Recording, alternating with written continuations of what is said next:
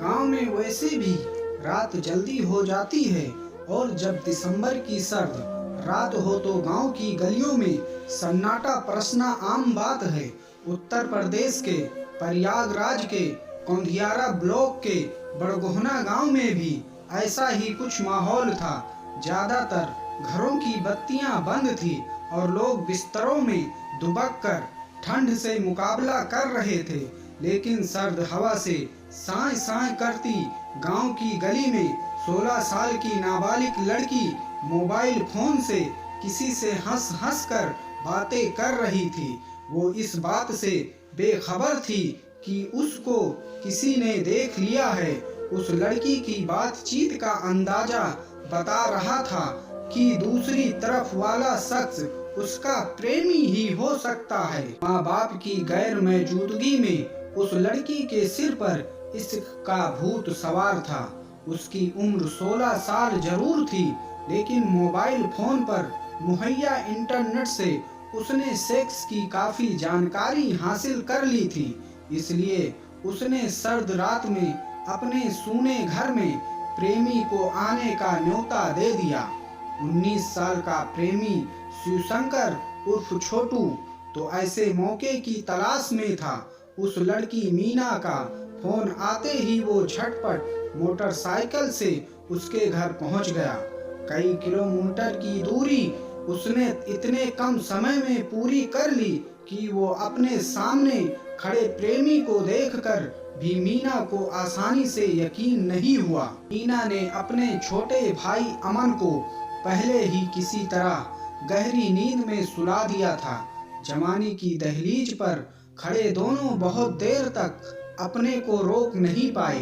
इश्क की पेंगे बढ़ाते हुए वे उसमें इतना खो गए कि उनको होश ही नहीं रहा कि घर में कोई और भी है।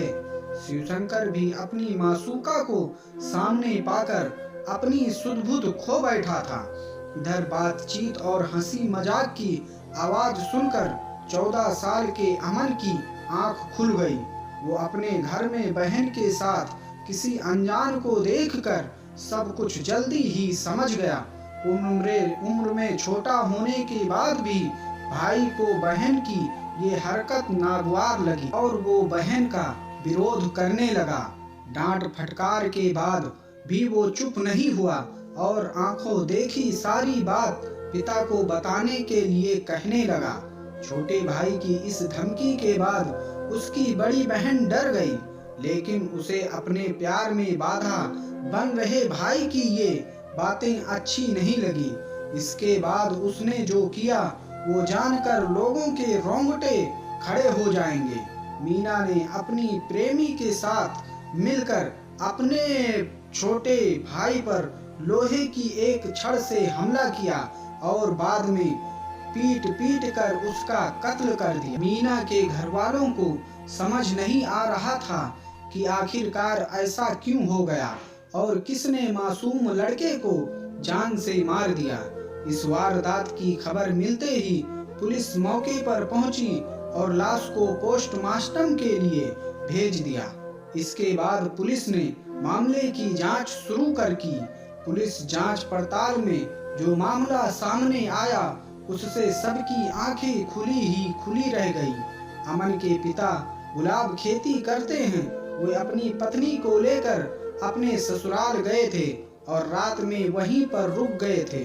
घर पर उनका 14 साल का बेटा अमन और 16 साल की बेटी मीना थी। कौंधियारा पुलिस को जब एक 14 साल के लड़के का घर के भीतर हत्या की खबर मिली तो वो भी चकरा गई। पुलिस जब गुलाब के घर पहुंची तो 14 साल के मासूम अमन की खून से लथपथ लाश बिस्तर पर पड़ी थी। पुलिस को भी पहले समझ नहीं आ रहा था कि एक मासूम का कत्ल क्यों और कौन करेगा, वो भी घर के भीतर, जब घर में केवल भाई बहन ही हों। पुलिस ने लाश को कब्जे में लेकर पोस्टमार्टम के लिए भेज दिया और इसके बाद मामले की जांच शुरू की। घर और गांव वालों को समझ नहीं आ रहा था कि आखिरकार ऐसा क्या हो गया कि किसी ने नाबालिग लड़के को मार दिया। एक 14 साल के मासूम से किसकी दुश्मनी हो सकती है। इससे पहले सुबह आरोपी लड़की ने सबको चीखते हुए बताया था कि अमन को किसी ने मार दिया है। वैसे पुलिस को शुरुआती जांच में ही बहन पर शक हो गया था। इसके बाद क्राइम ब्रांच ने जब लड़की का मोबाइल फोन सर्विलांस पर लेकर कॉल डिटेल निकाली तो सारा भेद खुल गया। पुलिस की पूछताछ में लड़की घबरा गई, लेकिन उसने अपने बयान बार बार बदलकर पुलिस को गुमराह करने की कोशिश भी की। बाद में घर की तलाशी पर पुलिस को एक मोबाइल फोन मिला जिसमें वो लड़की केवल अपने प्रेमी शिवशंकर उर्फ छोटी निवासी बस्तर करछना से बात करती थी। गांव के एक बुजुर्ग ने भी पुलिस को बताया कि रात को 12 बजे के आसपास वो लड़की किसी से फोन पर बात कर रही थी। बातचीत में मशगूल मीना उन बुजुर्ग को नहीं देख सकी थी। पुलिस को रात में शिवशंकर के मोबाइल फोन की लोकेशन बड़गहना गांव में ही मिली।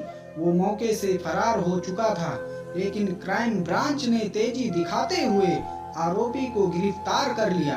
पुलिस ने हत्या में इस्तेमाल की गई लोहे की छड़ भी हत्यारों की निशानदेही पर बरामद कर ली।